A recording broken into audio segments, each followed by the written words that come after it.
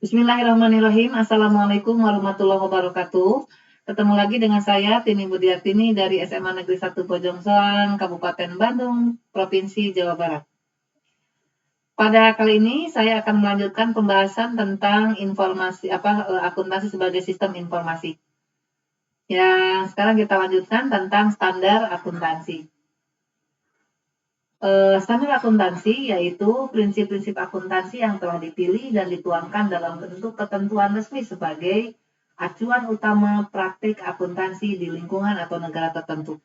Seperti tadi di awal ada yang namanya PAI ya, Pedoman Akuntansi Indonesia, yang dijadikan standar akuntansi di kita. Kemudian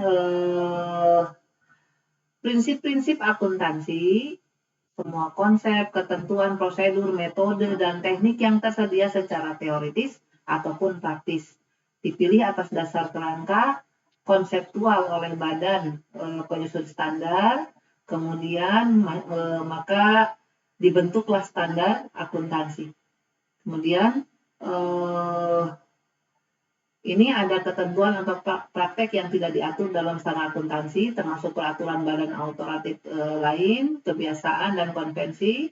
Kemudian dipilih dan diterapkan oleh penyaji laporan keuangan sepanjang sesuai dengan kerangka konseptual, maka ini praktek sehat.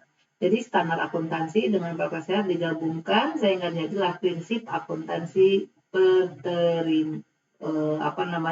terterima umum.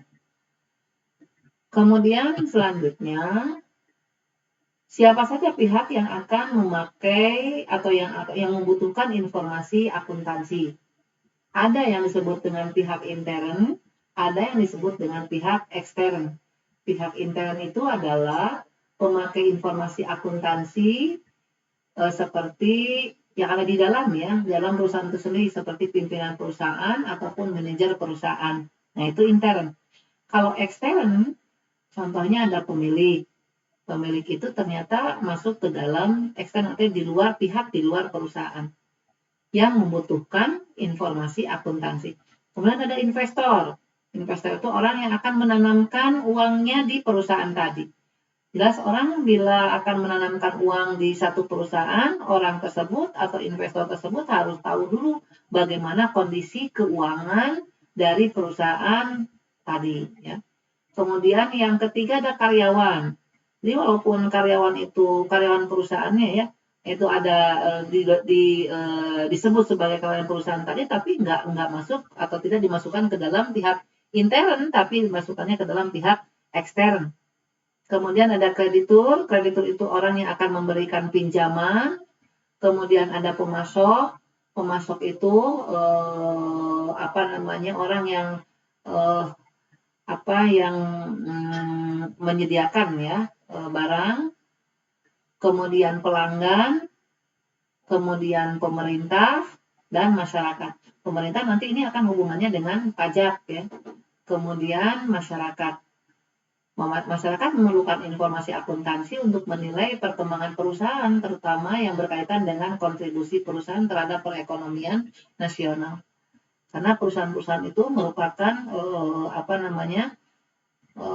akar ekonomi ya suatu negara, termasuk di Indonesia, itu bahwa perusahaannya akan memberikan kontribusi terhadap perkembangan perekonomian nasional. Kemudian profesi akuntan. Nah, di sini ada profesi akuntan. Kalau akuntansi itu prosesnya, kalau orang yang melakukan akuntansi itu atau proses akuntansi itu adalah yang disebut dengan akuntan. Ada yang disebut dengan akuntan intern, ada yang disebut dengan akuntan publik, ada yang disebut dengan akuntan pemerintah, dan ada yang disebut dengan akuntan pendidik. Kalau akuntan intern adalah akuntan yang bekerja pada satu perusahaan sebagai karyawan yang menjalankan fungsi akuntansi pada perusahaan tempat dia bekerja. Pekerjaannya ada audit intern, ada menyusun laporan keuangan, mendesain sistem akuntansi perusahaan, menyusun anggaran perusahaan, dan lain-lain. Kemudian kalau akuntan publik, jadi kalau akuntan intern itu karyawan yang ada dalam suatu perusahaan yang di mana dia ada di bagian akuntansi atau di bagian accounting ya. Kemudian akuntan publik. Akuntan yang bekerja secara independen guna menjalankan fungsi audit. Kalau audit itu seperti pemeriksaan ya terhadap kewajaran laporan keuangan. Nah itu kemudian, jadi ini bekerja yang disebut akuntan publik itu nanti yang akan mengaudit laporan keuangan di satu perusahaan. Apakah wajar, apakah ada ada ketidakwajaran atau ada penyimpangan dan seterusnya. Akuntan pemerintah itu akuntan yang bekerja di departemen tertentu sebagai pegawai pemerintah untuk menjalankan fungsi akuntansi demi kepentingan pengawasan dan pemeriksaan keuangan negara seperti BPK. Orang yang di BPK itu namanya akuntan pemerintah. Dan akuntan pendidik, akuntan yang tugasnya mengajarkan dan mengembangkan disiplin ilmu akuntansi pada masyarakat melalui jalur pendidikan. Nah, akuntan pendidik biasanya berprofesi seperti dosen atau guru. Gitu ya. Jadi kalau guru akuntansi yang ada di SMA juga yang menjelaskan tentang akuntansi pada melalui pendidikan, jalur pendidikan ya pada masyarakat, khususnya pada siswa, itu disebutnya sebagai akuntan pendidik. Guru itu adalah akuntan pendidik gitu ya. Kemudian bidang akuntansi ada apa saja di akuntansi bidang-bidangnya. Yang pertama ada akuntansi keuangan, financial accounting, ada akuntansi pemeriksaan, auditing ya.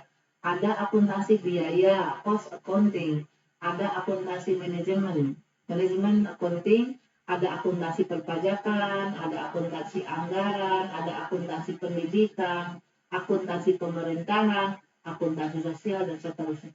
Jadi mereka ini menjalankan akuntansi di berbagai sesuai dengan bidang.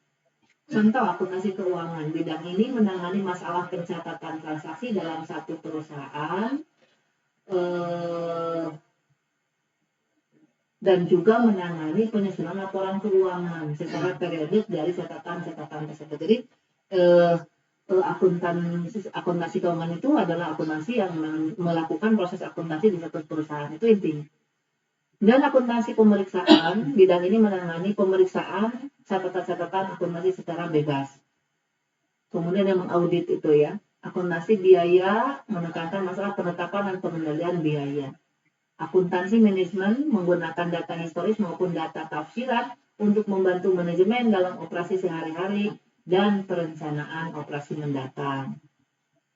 Kemudian akuntansi perpajakan khusus berhubungan dengan pajak, ya, anggaran. Ini berarti sesuai dengan anggaran penerimaan dan pengeluaran ya. Dan seterusnya, kemudian etika profesi akuntansi itu, seorang akuntan itu harus mempunyai ada 8 kode etik ya. Yang pertama ada tanggung jawab profesi, ada kepentingan publik, integritas, objektivitas, kompetensi dan kehati-hatian profesional, kerahasiaan, perilaku profesional, dan standar teknis. Alhamdulillah bahwa kita sudah selesai membahas tentang akuntansi sebagai sistem informasi. Kesimpulannya bahwa di dalam akuntansi sebagai informasi ini itu merupakan atau memberikan informasi kepada kita, informasi-informasi awal apa saja yang ada, hal-hal apa saja yang ada dalam akuntansi yang akan kita pelajari lebih lanjut, baik di akuntansi perusahaan jasa maupun di akuntansi perusahaan dagang. Sekian, mudah-mudahan bermanfaat. Billahi taufiq wal hidayah. Wassalamualaikum warahmatullahi wabarakatuh.